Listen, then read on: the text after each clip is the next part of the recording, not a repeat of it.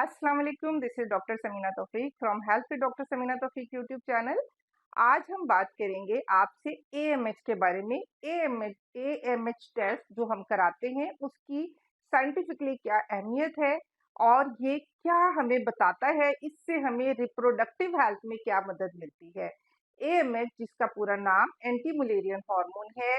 जब कोई कपल हमल के लिए कोशिश कर रहा होता है और वो नहीं ठहरता हमल, तो गायनोकोलॉजिस्ट के पास जाते हैं, तो जहां मुख्तलिफ हार्मोन्स कराए जाते हैं उनमें एक टेस्ट एएमएच का भी है।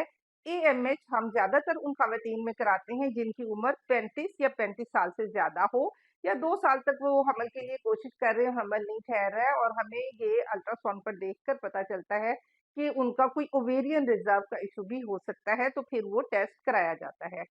एएमएच टेस्ट हमें क्या बताता है? एएमएच टेस्ट हमें बताता है कि किसी भी खातून की ओवरी में जो अंडे हैं उनकी कितनी तादाद बाकी बच चुकी है।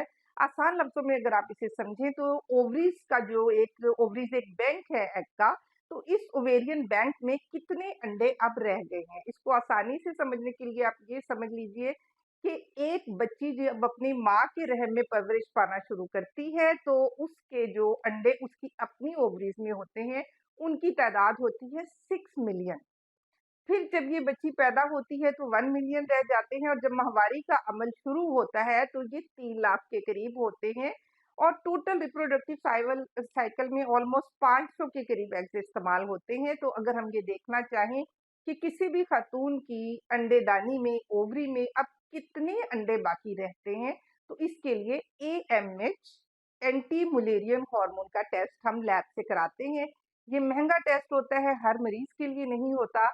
मरीज को हम खुद कैटेगराइज करते हैं कि किस मरीज को इसकी जरूरत है, और इस टेस्ट को बार बार भी नहीं कराया जाता क्योंकि ये बहुत जल्दी इसमें कोई तब्दीली वाकया नहीं होती।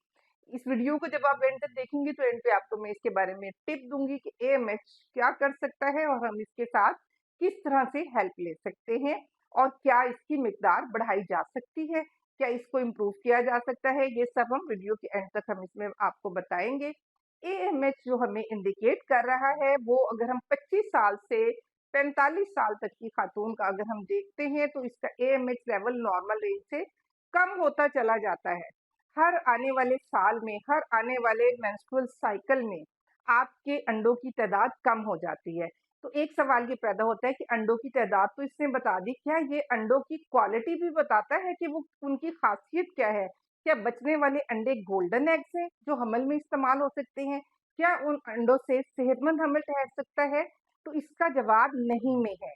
एएमएच हमें बताता है कि कितने अंडे मौजूद हैं, ये नहीं बताता कि ये अंडों की खासियत कैसी है, क्वालिटी कैसी है, ये अच्छे हैं या खराब हैं या कंप्रोमाइज्ड हैं। तो इसके लिए हम जब पेल्विक अल्ट्रासाउंड करते हैं और हम देखते हैं कि एंट्रल फॉलिकुलर एक्टिविटी पीरियड्स के दूसरे दिन क्या है, तो वहां से हमें अंडों का अंदाजा होता है। और फिर हम एफएसएच और एएमएच टेस्ट जब कराते हैं तो इनका आपस में ताल्लुक ये हो जाता है कि अगर आपका एफएसएच लेवल हाई है तो इसका मतलब ये है कि किसी भी एग को मेच्योर करने के लिए एफएसएच जो फॉलिकल स्टिमुलेटिंग हार्मोन है उसको ज्यादा किक करना पड़ रहा है, तो वो लेवल हाई हो गया, तो इसका मतलब है कि अंडों की क्वालिटी अच्छी नहीं है। एएमएच लेवल हमें किस तरह से मदद कर सकता है? एएमएच जब हम किसी मरीज का कराते हैं वो यंग एज में है, किसी वजह से ओवेरियन रिजर्व कम आ रहा है, तो ये हमें आइडिया देता है कि हमें आईयूआई, आईवीएफ या इक्सी इनमें से कौन सा रिप्रोडक्टिव टेक्निक इस्तेमाल करना चाहिए ताकि जो खातून हमल चाहती है उसको हमल ठहरे और उसको हेल्दी एम्ब्रियो तैयार हो अंडों से, और वो एम्ब्रियो एक सेहतमंद बच्चे की सूरत में डिलीवर हो और वो अपनी मदरहुड को एंजॉय कर सकें। तो इसमें हमें एएमएच की मदद मिलती है। एएमएच लेवल, क्या ये इसमें कोई ऐसी अद्वियात हैं कि हम इसको बहुत ज्यादा बढ़ा सकें? ऐसा नहीं होता। एएमएच लेवल हमें ये बताता है कि हम रिप्रोडक्शन में रिप्रोडक्टिव टेक्निक क्या ले सकते हैं, या हम कौन सी वाली मेडिसिन किस डोज में देकर ओवरीज को स्टिमुलेट कर सकते हैं एग्स की मेच्योरिटी के लिए, फॉलिकल की मेच्योरिटी के लिए। तो इसमें हमें एग की क्वांटिटी मिल जाती है और उसके जरिए जो हम रिप्रोडक्टिव मेडिसिन यूज करते हैं उससे हमें मदद मिलती है एएमएच में। तो अगर कोई बच्ची यंग एज में ओवेरियन फेलियर का शिकार है तो फिर उसके लो एएमएच लेवल को देखते हुए उसको एडवाइस किया जा सकता है कि वो कौन सी रिप्रोडक्टिव टेक्निक ले ले। एएमएच हमारे लिए एक बहुत अच्छी गाइडलाइन है ओवेरियन रिजर्व के लिए, ओवेरियन बैंक के लिए। और इससे हमें बहुत जल्दी ये आइडिया हो जाता है कि वक्त को जाया ना किया जाए, जितनी जल्दी हो सके जिस भी पेशेंट का ओवेरियन रिजर्व कम आ रहा है उनकी रिप्रोडक्टिव मेडिसिन से, रिप्रोडक्टिव टेक्निक से उनकी मदद की जाए।